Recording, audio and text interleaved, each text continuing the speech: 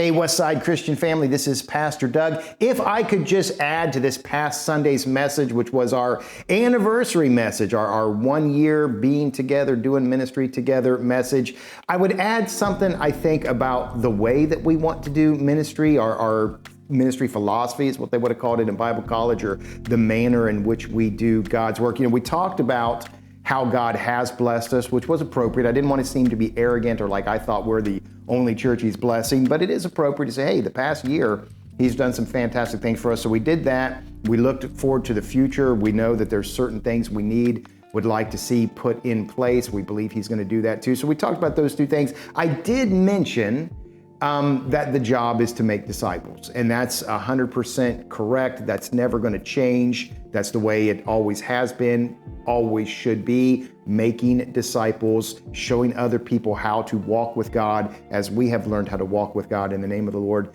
and Savior Jesus Christ. That's the job. That is the job. I'm tempted to say it's the number one job, but really it's the only job, and everything else is just a variation of that job of making disciples. But there is also a manner in which we make disciples. And I wanted to talk about that a little bit, but one, it kind of doesn't fit, and two, I kind of was afraid that it would be interpreted as if I was criticizing other churches in other ways, and I didn't want to do that. But I do believe there very clearly, we are told in the scriptures, there is a way to do God's work of making disciples, and there's a way not to do it. There's a way that looks like it does it and doesn't actually do it. So there's a couple different pitfalls there. We want to avoid all of them. I believe Jesus's way is you preach the word. That's 2 Timothy chapter 4. 2 people apiece. That's Luke chapter 10. You invite. That's John chapter 1. You minister when they answer your invitation. That's also John chapter 1. And then you follow up.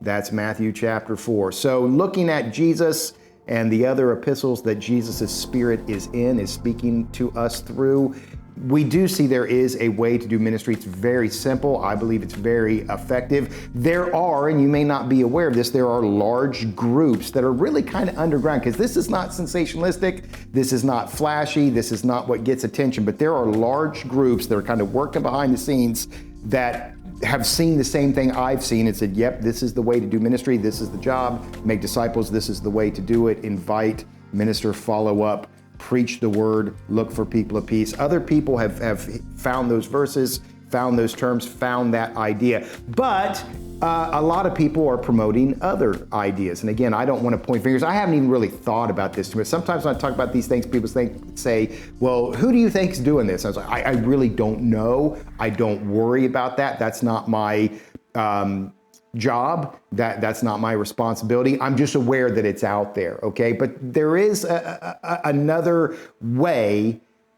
I'm tempted to say of making disciples, but I'm not even sure that what they do is actually make disciples. It's really kind of perhaps growing a crowd, or maybe even fleecing the flock. I remember I first became aware of this. Our churches in California had called really is the term we should use, a new guy to come lead the Christian camp. And he was a great guy. He was really what you would call a mystic or a contemplative. So he really spent a lot of time in prayer and silence and worship, listening to God, and then responding. And when he introduced himself to us, he said, I was working for this church and we were doing really well. We were growing a large crowd, but I got tired of lying to people. And that's the first time I was like, oh man, he said that they were lying to people. And as I have gone further on in years, I have discovered that is indeed what is happening. Now, my mentors were suspicious of this as well in California, that some of our ministry practices are not genuine, they're not honest, they're not authentic. In Bible college, that wasn't a consideration. All my life, the church growth movement has been pretty much in full force. And in the 80s and the 90s, it looked like that was the way. It looked like this is what got results. But now that we're in the 2020s, I think we're beginning to look at some of these things and say, yeah, it is kind of like lying. It is kind of marketing. I just went to the dentist today. I was surprised by my Google Calendar said, hey, you got a dentist appointment today. So I had to run and go do that. And the hygienist was talking to me and I said, well, what about these people on TV? They got these perfectly white teeth. And she said, every time you see that, that's veneer. She said, normal teeth are not that white. You are seeing something fake whenever you see that on TV or even in real life. Well, then that got me thinking about all these toothpaste commercials that are like, hey, this is gonna whiten your teeth in 14 days. They must be lying, because that's not possible. And for a while I bought the lie. Hey, if I buy this toothpaste or I buy this mouthwash or whatever, my teeth are gonna get whiter. Now I realize that's not true. Now I realize they not only lied to me, but they intentionally lied to me. And guess what I wanna do now?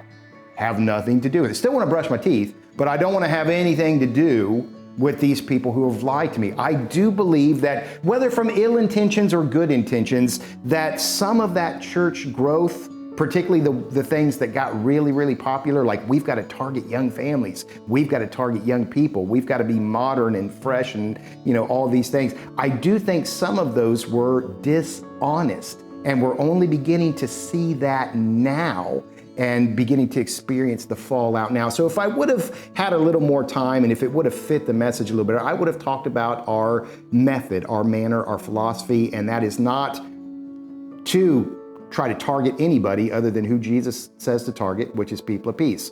Not to try to lie to anybody, but to be honest. Hey, there's beauty in the Christian life, there's difficulty in the Christian life as well. Not to try to fleece people. There is an opportunity to give. We think that's part of walking with God, but we're not trying to enhance that or increase that in any kind of way. We want to do simple, straightforward, honest, genuine ministry.